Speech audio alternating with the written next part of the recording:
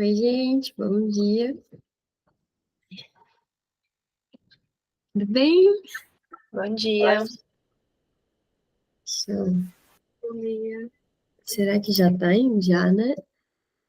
Vou pegar aqui. Estamos na página 370. Vocês já sabem, né? Se alguém souber a página do PDF, já coloca aí para mim, por favor.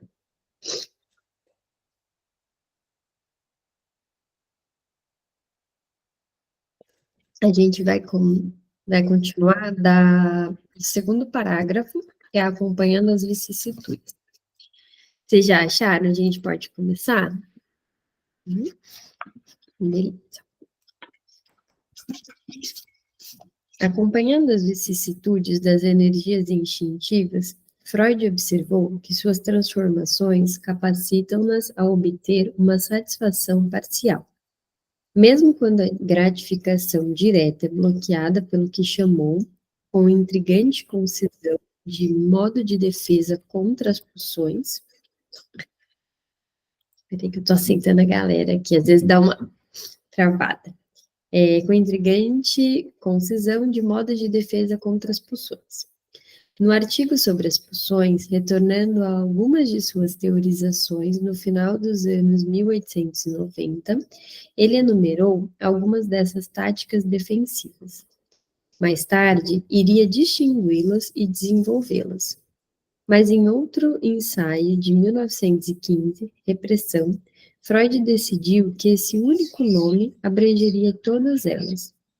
Mesmo após meados dos anos 1920, quando ele retornou o antigo termo defesa e reduziu repressão à designação de apenas um entre vários mecanismos, em seu espírito, a repressão continuou sendo o modelo da atividade defensiva.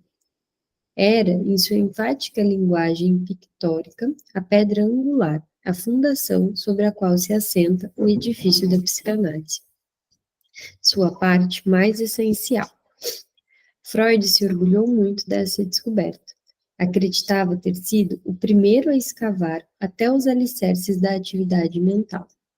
Quando Henke lhe mostrou uma passagem de Schopenhauer que o antecipava em décadas, ele comentou secamente que devia sua originalidade às leituras insuficientes.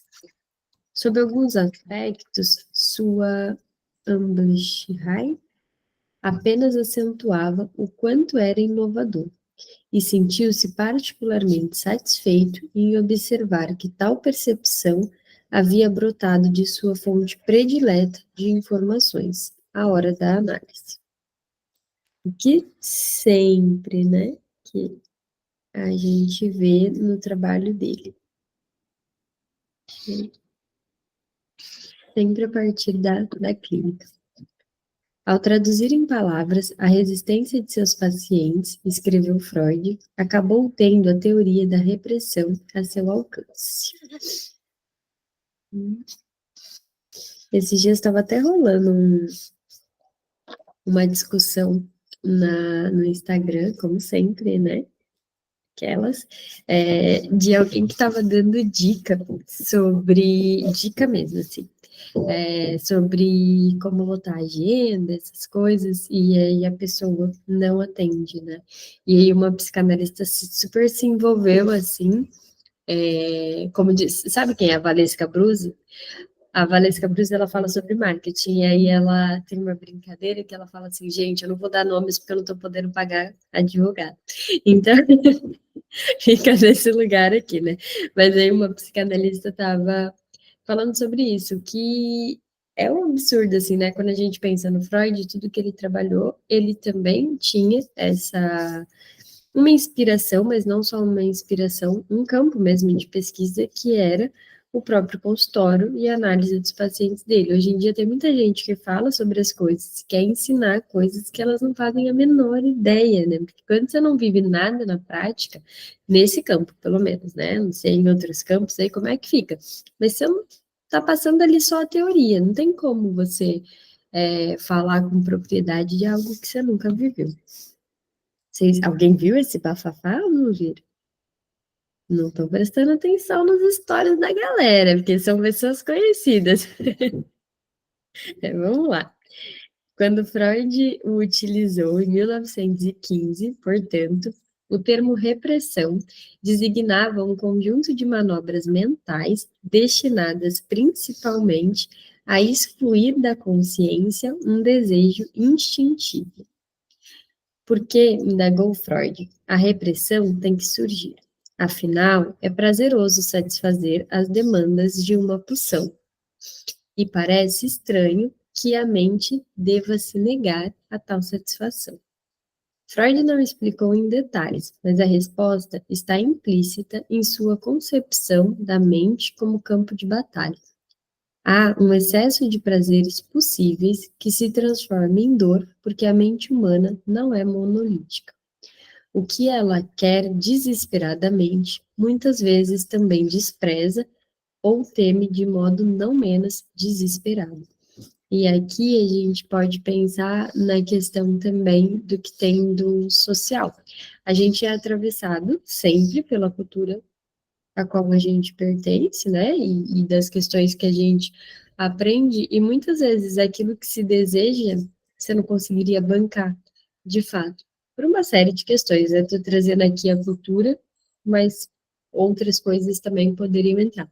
Talvez a gente veja isso num campo bastante também, de quando você fala do religioso, né? Quantas e quantas pessoas elas não querem ser ou fazer algo, mas por conta de uma ideia religiosa, elas, né, reprime aquilo e diz que não quer, mesmo quando... E aí é até interessante, né, porque aqui eu não trago recorte de caso, mas talvez vocês identifiquem a partir de algum de vocês, que às vezes a pessoa fala, né, quer dizer, eu não quero isso, eu não me interesso por isso, e aí no ato falho ela diz, eu só queria isso, eu queria muito tal coisa, né?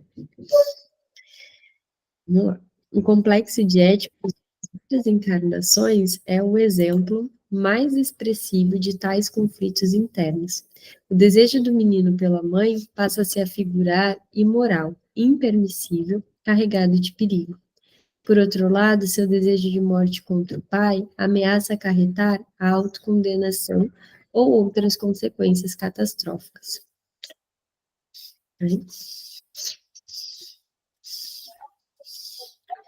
Freud ofereceu. Oi, Thay, a gente está na 371, no segundo parágrafo.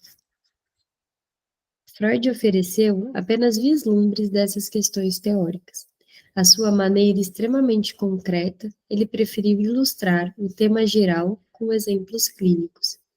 Não analisando que sofria de histeria de angústia, uma mistura de anelo erótico e temor em relação ao pai desaparecerem da consciência e são substituídos por uma fobia por animais. Outro, analisando em tratamento de uma histeria de conversão, tenta reprimir não tanto seus desejos escandalosos, mas os afetos originalmente ligados a ele. Por fim, um neurótico obsessivo transforma impulsos hostis dirigidos contra os seres amados em todo tipo de substitutos curiosos, conscienciosidade excessiva, autorrecriminações e preocupações com trivialidades. Nesses exemplos notáveis, alguns dos pacientes mais conhecidos de Freud, o homem dos lobos, Dora, o homem dos ratos, apresentam-se para dar seus testemunhos. Uma forma primitiva de repressão surge cedo na vida dos bebês e, posteriormente, amplia-se até incluir em sua operação de censura não só a pulsão ao qual se deve negar a expressão, como também seus derivativos. Suas vigorosas operações, enfatizou Freud, precisam ser repetidas constantemente. A repressão exige um dispêndio contínuo de energia. O que foi reprimido não foi eliminado. O velho provérbio está errado. O que está longe dos olhos não está longe da mente. Olha essa. Se a gente grifar isso daqui, vou tirar uma foto e vou mandar lá no Conectadas, porque super tem a ver com a oficina criativa da semana. Quer falar, Gabi? Sim, eu ia falar. Só porque eu não vou conseguir ver ao vivo o GAPC. Não vai. Tem tudo a ver, mas depois eu vou ver a gravação. Vai ser um encontro que vai valer gravado. Mas os próximos também eu vou dar outras opções lá de horário, quem sabe a gente não consegue. Não, mas tem tudo a ver esse trechinho aí. Tô aqui só. Vou até marcar aqui para tirar foto e mandar lá no grupo. Que amanhã, quando eu mandar o fichamento, vocês vão ver. O material reprimido foi apenas guardado no sótão inacessível do inconsciente, onde ele continua a vicejar, pressionando para obter satisfação. Por isso, as vitórias da repressão são, no máximo, temporárias e sempre duvidosas. O que foi reprimido acaba retornando como uma formação substitutiva ou um sintoma neurótico. É por isso que Freud considerava os conflitos que assediam o animal humano como essencialmente inconciliáveis e perpétuos. Em O Inconsciente, o terceiro e significativamente o mais longo artigo publicado sobre metapsicologia, Freud mapeou com alguns detalhes a arena onde se trava a maioria desses conflitos. Embora a teoria do inconsciente fosse uma das contribuições mais originais de Freud à psicologia geral, sua concepção da mente tinha uma pré-história longa e ilustre. Platão concebera a alma como dois vigorosos cavalos alados, um nobre e belo, o outro grosseiro e insolente, puxando em direções contrárias, praticamente fora do controle do Auriga. Com um espírito bastante diverso, os teólogos cristãos ensinaram que, com a queda de Adão e Eva, a humanidade se dilacerou entre seus deveres para com o Criador divino e seus estímulos carnais. Naturalmente, as ideias de Freud sobre o inconsciente pairavam no ar durante o século XIX e já tinham assumido algumas formulações sofisticadas. Poetas e filósofos especulavam sobre a noção de atividades mentais para além do alcance da consciência. Um século antes que Freud começasse a se ocupar do inconsciente, românticos do Coleridge podiam falar dos reinos crepusculares da consciência, ao passo que Goethe, esse classicista romântico, achara extremamente atraente a ideia de profundezas e mais profundezas na psique. Em seu prelúdio, Wordsworth havia celebrado as profundezas recônditas de seu coração como o reino onde vivia com prazer. Mantive intercurso inconsciente com a beleza, escreveu ele. Cavernas havia em minha mente onde o sol jamais conseguiu penetrar. Muito bonito isso daqui também, né? Toda vez que eu leio Freud, que ele cita Goethe, eu fico pensando, nossa, preciso conhecer isso. Não é? Não dá vontade? Deve e ele cita com muita frequência, né, Bru? Pelo menos eu acho que ele era apaixonado. Aparece muito. É tipo a Ana Sui com a Clarice Lispector. Está sempre presente. É muito difícil você ver um conjunto, algo assim do Freud, em que ele não cite Goethe. Está sempre ali, né? A gente tem que pesquisar isso, gente. Precisamos beber dessa fonte. Alguns psicólogos importantes do século XIX, sendo Friedrich Ebert apenas o mais eminente, deram grande relevo a essa ideia. E entre os filósofos cuja influência Freud resistiu, mas dificilmente conseguiria escapar de todo, Schopenhauer e Nietzsche alertaram reiteradamente contra uma superestimação do consciente, em detrimento das forças inconscientes da mente. O que proporcionou à teoria de Freud seu incomparável alcance explicativo foi o fato de ter atribuído, com o máximo de precisão possível nessa área obscura, um papel central ao inconsciente na formação e perpetuação de conflitos psicológicos. Em 1915, ele ainda não podia situar os mecanismos inconscientes em suas funções mentais apropriadas. Para isso, foi preciso esperar até que completasse o chamado sistema estrutural nos anos 1920. Ele poderia afirmar inequivocadamente que é praticamente obrigatória a postulação de um domínio mental secreto, na medida em que a psique está submetida a leis estritas. Só poderia explicar fenômenos tão diversos como o hipnotismo, os sonhos, os lapsos orais e escritos, os atos sintomáticos, comportamento contraditório e aparentemente irracional. A suposição de um inconsciente dinâmico, argumentou ele, é mais do que simplesmente justificável, ela é necessária. Para elucidar e definir o que diferencia as questões realmente inconscientes das que calham não estar em nossa mente num determinado momento, Freud retornou uma distinção que já havia traçado a interpretação dos sonhos entre o pré-consciente e o inconsciente. É esse último, depósito desordenado dos mais explosivos materiais antigos e novos, que preserva as ideias e afetos reprimidos, bem como as pulsões em sua forma original. As pulsões, disse Freud, claramente nunca podem se tornar conscientes sem mediação ou disfarce.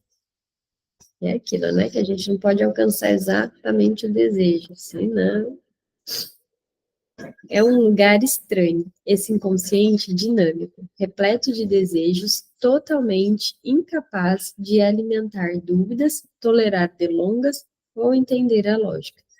Por inacessível que possa ser a inspeção direta, o psicanalista descobre seus rastros por toda parte. Nos ensaios metapsicológicos que vinha produzindo com tanta rapidez, Freud procurou estabelecer, de uma vez por todas, irrefutavelmente, a importância fundamental do inconsciente. Mas, de alguma forma obscura, algo não ia bem com o livro. Em meados de junho de 1915, ele insinuou a Firenze que não estava inteiramente satisfeito com os artigos, que ainda faltava o acabamento adequado. 2 meses depois, ele escrevia, ainda a Firenze, os 12 artigos estão, por assim dizer, prontos. A pequena ressalva de Freud, por assim dizer, é significativa. Ele estava revendo, repensando, detendo-se, visivelmente incapaz de dominar alguma insatisfação persistente. O primeiro trio de ensaios sobre as pulsões, a repressão e o inconsciente foi publicado conforme anunciado, em 1915, mas a seguir, o silêncio. Sem dúvida, Freud considerava arriscado afastar-se dos detalhes clínicos para obter uma visão geral e abrangente. Isso despertava sua ânsia por voos livres de pensamento. Ele achava praticamente impossível domar sua luxúria especulativa.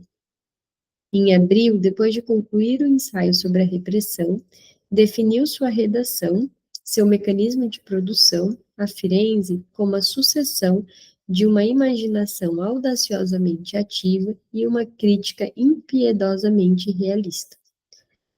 Mas, quando veio a primavera, ele silenciou a crítica e deu rédeas soltas à imaginação. Em julho, enviou a Firenze um rascunho do que chamou de fantasia filogenética, uma fantasia que levava avante as hipóteses imaginosas que apresentara inicialmente em Totem e Tabu. Era o 12º, último artigo metapsicológico. Consistia em nada menos do que uma tentativa de mostrar que os desejos e angústias modernos, transmitidos ao longo do tempo, radicam-se na infância da humanidade.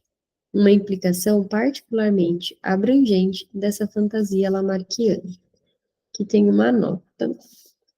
Durante a guerra, como ele disse a Abraham, Freud brincou com a possibilidade de arrolar Lamarck na causa psicanalítica, demonstrando que a ideia de necessidade de Lamarck não é, senão, a do poder das ideias inconscientes sobre o corpo da pessoa, das quais vemos remanescentes na histeria, em suma, a onipotência do pensamento.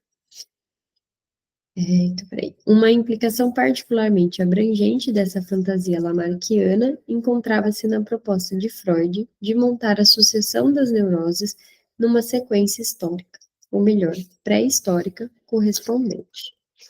Estava especulando se as idades relativas em que os modernos adquirem suas neuroses poderiam resumir o curso dos acontecimentos no passado humano remoto. Assim, a histeria de angústia poderia se revelar uma herança da era glacial, quando a humanidade primitiva, ameaçada pelas grandes geleiras, convertera libido em angústia. Esse estado de horror devia ter gerado a ideia que, num ambiente tão frio, a reprodução biológica é inimiga da autopreservação, e os esforços primitivos por controle de natalidade, por sua vez, deviam ter provocado a histeria. E assim por diante, ao longo do catálogo dos sofrimentos mentais.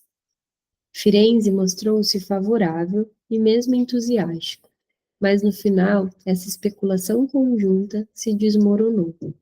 Quando sua irremediável distância de qualquer prova empírica se tornou óbvia demais, ele perdeu toda a credibilidade.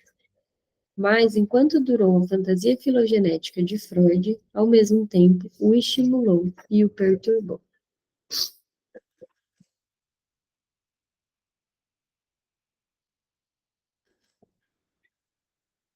Nem todo o tempo de Freud estava ocupado por teorizações e fantasias, nem pela leitura angustiada dos jornais e pela espera igualmente angustiada de notícias de seus filhos no fronte.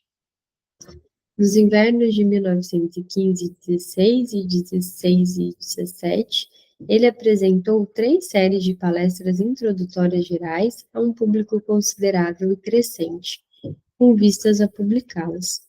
Ele falou no horário costumeiro, sábado à noite, em seu fórum habitual, a Universidade de Viena, pretendendo familiarizar um público misto de médicos e leigos de ambos os sexos, com os fundamentos da psicanálise. Entre os ouvintes mais atentos estava sua filha Ana. Ele começou com um pequeno conjunto de 4 palestras sobre os lapsos, passou por uma série mais considerável sobre os sonhos, e concluiu a série mais longa sobre a teoria das neuroses.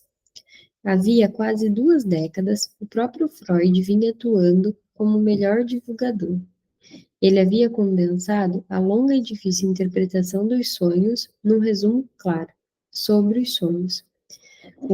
A interpretação dos sonhos não foi um livro dele muito bem quisto, assim, né? A galera não aderiu à interpretação dos sonhos. Também, né, gente? É gigante aquele negócio. Alguém já leu inteiro? Não? Todo assim, não, né? Havia fornecido capítulos para obras coletivas sobre psiquiatria. Havia contribuído com verbetes para enciclopédias. Havia discorrido sobre a psicanálise para seus colegas membros do B'nai B'rith. Em 1909, na Universidade Clark, havia destilado brilhantemente, com 5 conferências, a essência de suas descobertas. Mas nenhuma dessas incursões pelo campo da popularização mostrou-se tão abrangente e próspera quanto as palestras introdutórias. Foram amplamente lidas e amplamente traduzidas. Durante sua vida, foram vendidos talvez 50.000 exemplares em alemão, e houve pelo menos 15 traduções, inclusive para o chinês, o japonês, o sérvio-croata, o hebraico, o Yiddish e o Braille. Ai, que legal, não sabia que era traduzido em Braille, vocês sabiam? Que legal, né? Freud, amadurecido por anos de experiência, aplicou nela toda a sua capacidade de persuasão. Aliviou o peso intelectual para os ouvintes e leitores, passando superficialmente pelos problemas teóricos mais espinhosos. Intercalou anedotas bem escolhidas e citações apropriadas. Antecipou cordialmente as objeções e admitiu que, aqui e ali, sua ignorância ou conhecimento insuficiente. A própria sequência das palestras era um esforço engenhoso de sedução. Começando com os lapsos, Freud ironiza ao público as ideias psicanalíticas, através de ocorrências mudanças corriqueiras, muitas vezes divertidas. E todo marqueteiro ele, né? Passando para os sonhos, uma experiência mental familiar a todos, afastava-se lenta e calculadamente do terreno sólido do senso comum. Lançou-se a um levantamento das neuroses e da terapia psicanalítica somente depois de expor a obediência da mente a leis e a ubiquidade do inconsciente. Abraham não foi o único a elogiar essas apresentações como elementares, no melhor sentido do termo. Isso é, por fazerem exigências limitadas ao público. A forma perfeita e profundamente confiante de Freud para transmitir sua mensagem não deixaria, pensava ele, de ter efeito. Abraham tinha razão, mas Freud tendia a ser muito rigoroso com essas hábeis recapitulações de seu pensamento. Por muito tempo, ele também havia qualificado as palestras de elementares, mas para ele isso significava, para os leitores inteligentes como Lou Andréa Salomé, que não encerram absolutamente nada que possa dizer qualquer coisa nova, menosprezando injustamente suas expressões felizes e formulações inovadoras. Freud não encontrou muito que apreciar em suas apresentações. Eram, escreveu ele a Frau Loh, a matéria grosseira, destinada à multidão. Era o tipo de matéria com que trabalhava, disse a Abraham quando estava muito cansado. Isso daqui é uma coisinha, né? O cansaço era um estado de que agora Freud se queixava muito. A tensão incessante dos anos de guerra, disse a Firenze já em abril de 1915, tem um efeito exaustivo. Em maio de 1916, ele estava com 60 anos, e ao agradecer as congratulações de Max Eichington, referiu-se a si mesmo, ingressando na idade senil. Abraham, na primavera seguinte, recebeu um protesto ainda mais enfático. Ao enviar cumprimentos pelo 61º aniversário de Freud, ele comentou calorosamente: frescor e gosto na criatividade deste. Em resposta, Freud censurou-o brandamente por fazer uma imagem idealizada de si e repetiu sua queixa. Na realidade, fiquei bastante velho, um pouco frágil e cansado. Mas a fadiga de que Freud era periodicamente atenuada pelas voltas intrigantes que o mundo continuava a dar. A morte do imperador Francisco José, em 21 de novembro de 1916, depois de quase 68 anos no trono, abalou muito pouco a Freud. Ele estava mais interessado nas boas notícias que transmitiu a Frau Loh. 2 dias depois, sobre os filhos no fronte, seus guerreiros estavam bem. Um pouco mais tarde, a ofensiva geral dos submarinos alemães, desencadeada em 1º de fevereiro de 1917, atraiu sua atenção. Abraham tinha se convencido de que essa campanha logo poderia trazer vitória e a paz. Mas Freud, bem menos otimista, preferiu dar aos submarinos um prazo de 6 meses para demonstrar sua eficácia. Escreveu a Firenze em abril. Se setembro não tiver demonstrado a eficiência esmagadora dos submarinos, a Alemanha vai presenciar um despertar da ilusão com consequências terríveis. 6 semanas após os alemães terem desencadeado a ofensiva submarina, Freud anotou laconicamente na agenda da família, em geral reservada para aniversários de nascimento e casamento. Revolução na Rússia. A Revolução de Fevereiro havia liquidado a dinastia Romanov e pôs em seu lugar um governo provisório cheio de promessas liberais em busca de uma paz inseparável. Dá para ver bem que ele estava bastante perturbado pela guerra, né? Acho que pela guerra mesmo, né, em si, e pelos filhos dele, parece que foi um entrave, assim, nesses anos para qualquer produção.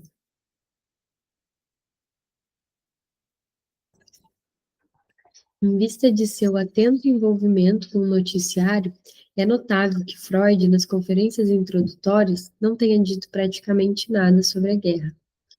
Como se, concentrando-se na tarefa de resumir e popularizar, ele pudesse escapar por algum tempo ao fardo cotidiano. Mas Freud não resistiu totalmente a lembrar seus ouvintes que eles estavam reunidos sob uma nuvem ameaçadora que disseminava morte e destruição.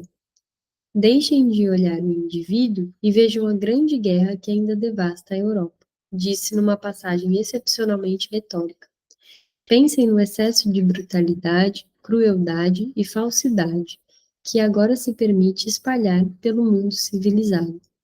Alguém seria capaz de, à luz desses horrores, responsabilizar apenas um punhado de indivíduos inescrupulosos e ambiciosos pelo desencadeamento de todos esses espíritos do mal? Não eram os milhões de conduzidos também parcialmente culpados? Alguém ousaria afirmar que a constituição mental da humanidade não contém certo grau de mal? O pleno significado da guerra para a reformulação do pensamento de Freud, principalmente sobre a agressão, só surgiria claramente alguns anos mais tarde. Naquele livro que eu indiquei para vocês, do Narcisismos, do Oscar Migueles, lá ele fala sobre a questão do narcisismo nesses tempos de guerra. É bem interessante. E aí tem uma discussão com uma outra autora, que agora não me recordo o nome, mas trazendo sobre essa questão de o indivíduo ter ou não ter algo na sua essência que seja bom ou ruim, né? Numa discussão, claro que eu estou dizendo de modo superficial, mas se o indivíduo nasce bom ou ruim. E aí ele explica, a partir das questões da guerra, a visão dele, bem interessante. Mas esse parágrafo vigoroso, introduzido de modo quase intempestivo numa conferência sobre a censura onírica, atesta a persistência com que a belicosidade humana esteve na mente de Freud durante esses anos. Em 1917, seu principal anseio era que findasse o morticínio. A entrada dos Estados Unidos na guerra, em abril, ao lado dos aliados, tornou extremamente remota a perspectiva de uma vitória das potências centrais. Em outubro, mais pessimista do que nunca, Freud declarou que a campanha submarina alemã foi um fracasso. Para aumentar seu desânimo, a guerra estava deixando marcas cada vez mais fortes no fronte interno. A vida em Viena tornava-se mais difícil a cada dia. A comida era escassa e os combustíveis ainda mais. O assambarcamento e a inflação no preço dos gêneros de primeira necessidade tornavam a escassez ainda mais exasperante. Os preços oficiais, já altíssimos, eram evidentemente muito maiores no próspero mercado negro. Freud resmungava para os íntimos, principalmente no inverno, quando ele e a família não tinham o suficiente para comer e se sentava no gabinete sem aquecimento, tentando escrever com os dedos gelados. Em janeiro de 1918, iniciou teatralmente uma carta a Abraham. Tremor de frio. As remessas de alimento por Firenze, em Budapeste, e por amigos na Holanda, ocasionalmente ajudavam Freud, mas amenizavam a situação apenas provisoriamente. Nossa, olha, né, que a gente falou da questão da guerra, de assombrar ele, mas por conta da guerra, mas tinham isso também, né? Não sei se ele chegou a passar fome com a família, mas pelo que a gente está vendo aqui, foi uma situação muito delicada, né? Nessa época desalentadora, Freud pensava cautelosamente os boatos de que poderia receber o prêmio Nobel. O último que recebera o prêmio para Fisiologia e Medicina, o médico austríaco Robert Barani havia indicado seu nome, mas desde 1914 não fora concedido nenhum prêmio para essa categoria. Não obstante, Freud permaneceu atento. Em 25 de abril de 1917, anotou sucintamente em sua agenda: nenhum prêmio Nobel, 1917. É isso mesmo, Érica. Ele nunca ganhou. E acho que dá pra gente ver que ele desejava. Mas nunca foi por falta de qualidade. né? Isso daqui, ó, tá igual Medina lá nas Olimpíadas, igual a Rebeca, né? É para ser ouro, mas, né? Tem umas coisas assim que garfam a gente o tempo inteiro, né? Meu Deus. Parece que com ele fizeram a mesma coisa. Exato. Ninguém explica aquilo, gente. Olha, do Medina de não ter onda, eu fiquei revoltada. Revoltada. Eu caio da risada da minha cara, mas fiquei revoltada, porque não é possível. Porque não tem uma onda que preste. Enfim. Inclusive, agora tá rolando o vôlei. Estão sabendo? Era 11 horas. Eu tô aqui, mano. Tô ligada que tá batendo. Como é que tá? Aquelas loucas, né? Mas como é que tá? Sabe aí, Gabi? Se tá ganhando, se não tá, gente, eu sou viciada em Olimpíadas, viciada. Aliás, eu amo esporte, qualquer esporte. Eu fiquei sabendo, Gabi, que na ginástica tinha chance. Então, beleza, vamos ler que a gente tem 20 minutos aqui, o vôlei ainda deve estar rolando. Evidentemente, em vista da resistência que ele esperava, teria ficado profundamente surpreso se fosse escolhido. Mas Freud queria muito essa homenagem.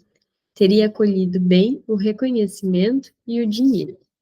Certamente, em 1917, depois de 3 anos de guerra, quase tudo era calculado para irritá-lo. Ele mantinha sua disposição, colecionando piadas. Ai, meu Deus, a Érica vai me desconcentrar aqui dizendo que a gente está perdendo. Como assim? Palmeiras já perdeu ontem. Ganhou, mas perdeu, né? Fica nervosa aqui, ó.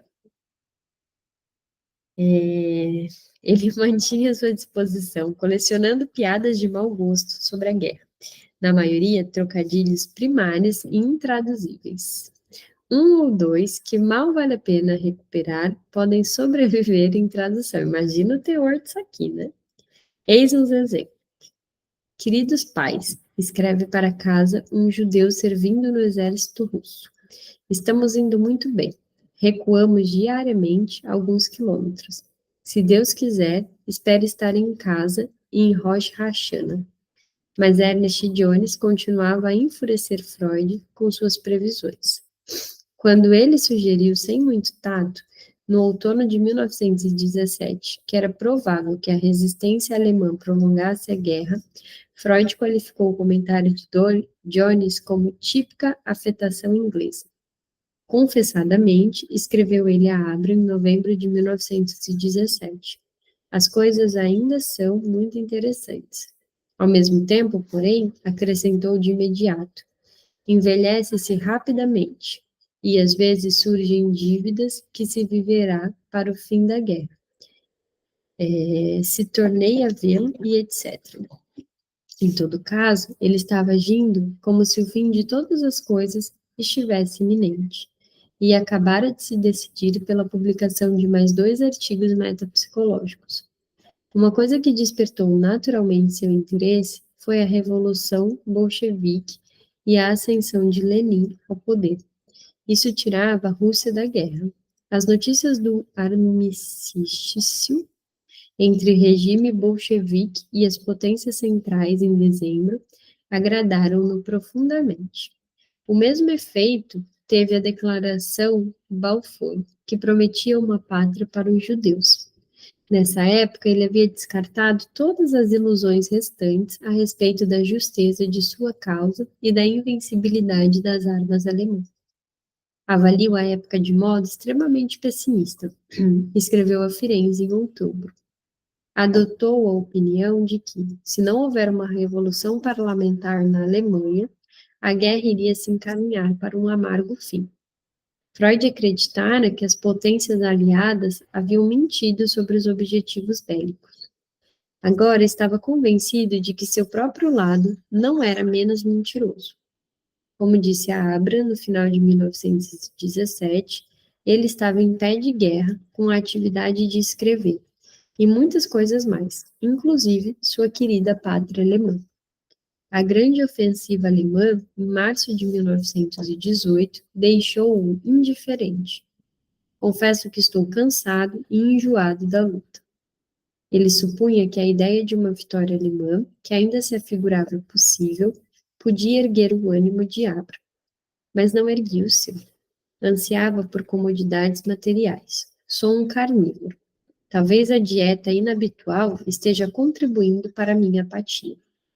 Todos, exceto talvez o alto comando alemão, esperavam febrilmente a chegada da paz, visto que o programa do presidente Woodrow, sei lá, Wilson, os 14 pontos que ele esboçara para o Congresso e o mundo em janeiro de 1918 dava novas esperanças quanto ao fim do morticínio.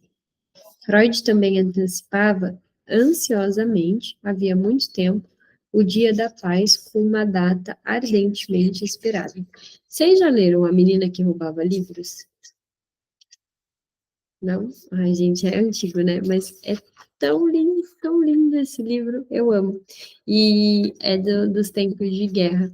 E aí conta a história de uma menina, né, que viveu ali, que venceu a guerra, da família dela e de um melhor amigo dela.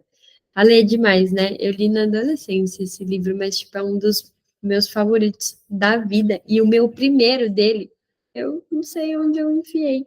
Ficou em alguma das mudanças, eu queria, porque tinha várias anotações ali, tipo, versão adolescente. E eu achei que tão lindo. E quando eu vi no filme, né, que você colocou aqui, eu vi que tem.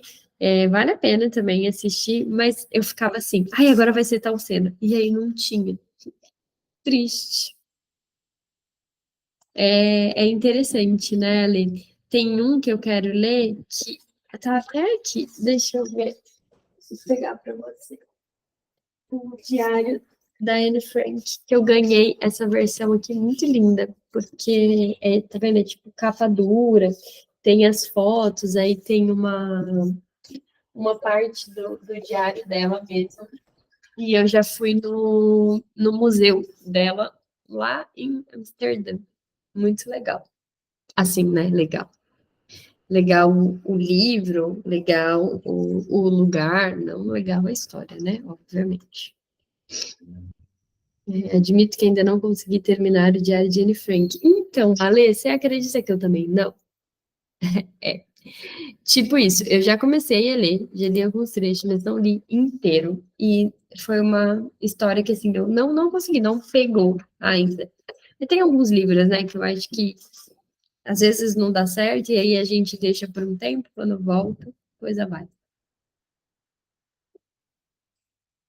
Eu tive que ler para a escola, na época do ensino médio, para fazer um trabalho. Ó, um curso, nem imaginava, mas o que livrão, né, para a professora meteu essa no ensino médio, nem estava preparada. Sim, é igual a menina que roubava livros. É assim, é lindo, mas, gente, chorei um monte. Mas é mó bonito ver. Já começa os spoilers. Mas, assim, é muito bonito ver, até pensando hoje, né, agora que eu estudo psicanálise, pensando na capacidade de fazer algo com aquilo que fizeram de você, porque fizeram muita coisa com aquela menina. E a capacidade dela de ter continuado a viver a vida dela, mesmo diante de todo o horror que ela viveu, é uma coisa muito bonita. Tem uma no Pinterest, eu salvo um monte de coisa, né? Já falei para vocês que eu tenho umas pastas de um monte de coisa. E aí tem uma frase sobre isso bem bonita. Peraí que eu vou ver aqui se eu acho. Vocês usam Pinterest? É muito legal, gente. Comece. Quem não usa, comece a usar. Cadê?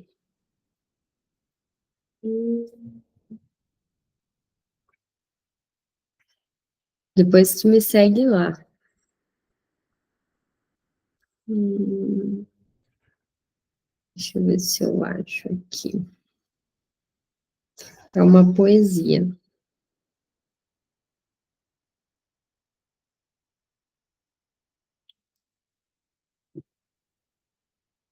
Aqui. Diz assim: eu fiz poesia com tudo aquilo que me matou. A minha literatura nada mais é senão um vasto e silencioso cemitério, onde todos os túmulos possuem meu nome. Se chama Charlie Barclay. Já ouviram falar? Não? Tem algumas coisas dele que são bonitas e tristes, e aí quando eu li, eu lembrei da história da menina que roubava livros. É tipo fazer poesia com uma desgraça, assim. Deixa eu ver aqui. Será que 10 minutos dá tempo? Vou tentar ler essa parte aqui em 10 minutos. Vamos lá. Durante todo esse período, Freud continuava intrigando os amigos com referências ao livro da metapsicologia. Na primavera de 1916, pensando em voz alta para Londra e Salomé, ele lhe disse que não pode ser impresso antes do final da guerra. Como sempre, Freud, ao se deter sobre a morte, detinha-se sobre a sua própria. A duração da vida é incalculável, e ele gostaria muito de ver o livro no prelo. De modo bastante interessante, ele fez da morte um tema de destaque em Luto e Melancolia, um dos 2 ensaios metapsicológicos que finalmente publicou no final de 1917. Talvez mais do que qualquer outro texto de Freud nesses anos, e sob esse aspecto rivalizando com Sobre o Narcisismo, esse ensaio aponta para a revisão de seu pensamento, que viria a empreender depois da guerra. Esse daqui, o Melancolia, quem não leu, leia. Aliás, esses textos são textos, tipo, obrigatórios. A melancolia, afirmou Freud, assemelha-se ao luto, por estar marcada pela perda de interesse pelo mundo exterior, por um abatimento constante, por uma indiferença pelo trabalho e pelo amor.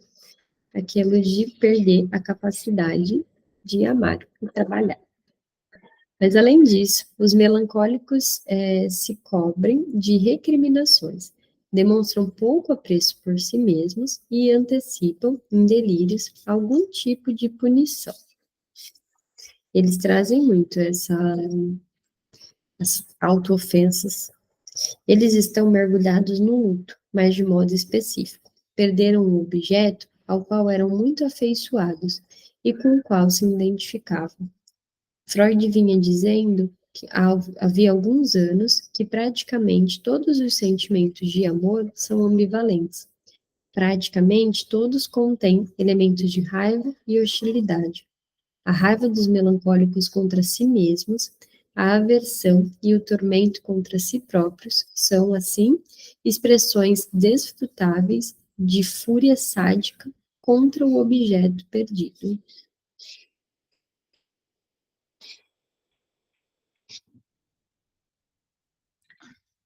Os afetados por esse distúrbio recorrerão ao suicídio, evidentemente, a consequência mais extrema da melancolia, apenas quando seu ego tratar a si próprio como objeto odiado, com um rigor sem atenuante. Anos antes de elevar formalmente a agressão a uma pulsão comparável à libido, Freud notou claramente o poder da agressividade, aqui dirigida contra a própria pessoa.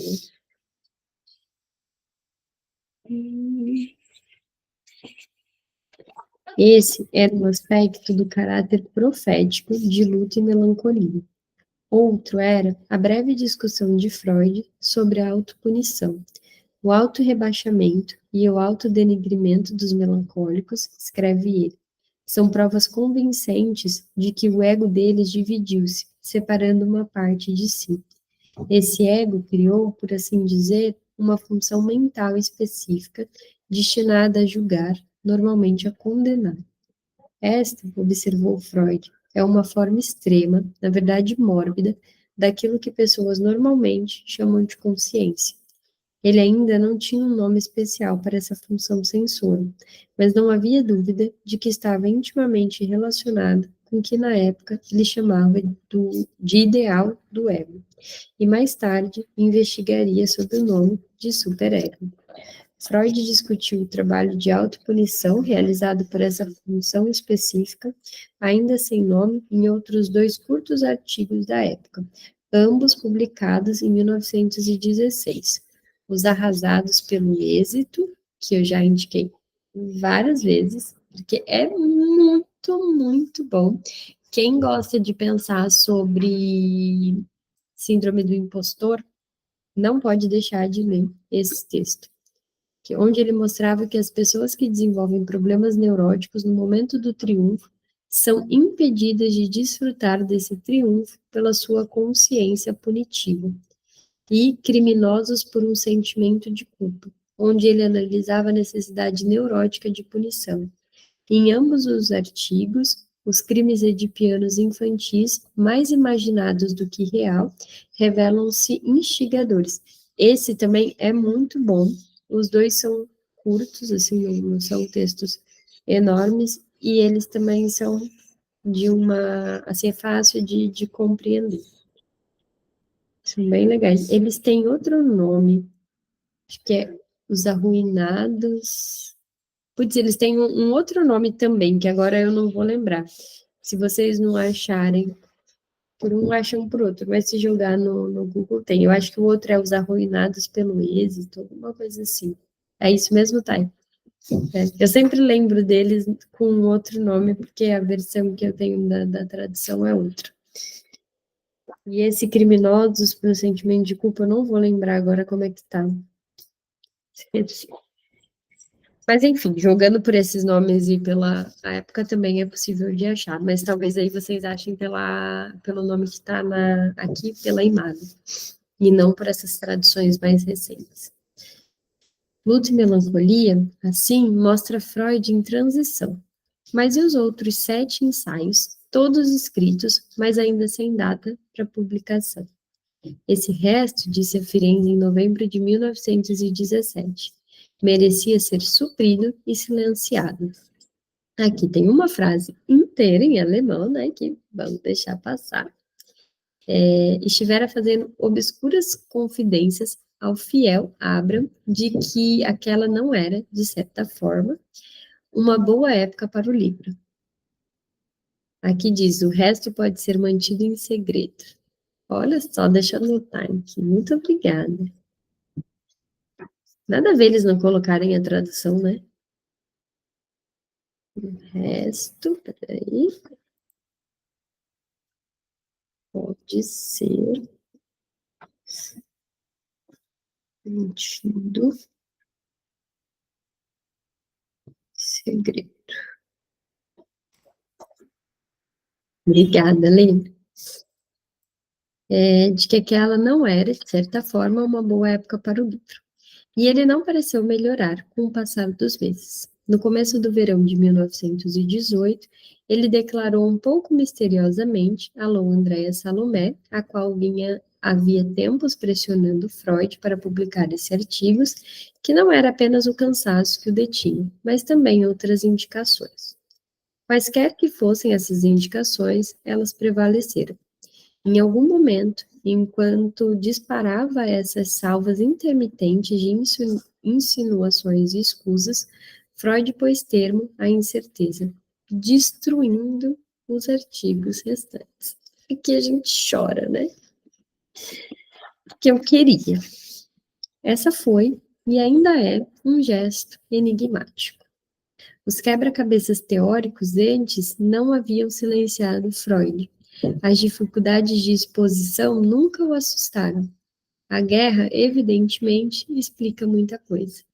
Os seus guerreiros, Martin e Ernest, correndo perigos diários, Freud não achava que os tempos fossem propícios para a originalidade. Mas mesmo assim, Freud não estava se propondo ser original nos 12 capítulos sobre a metapsicologia.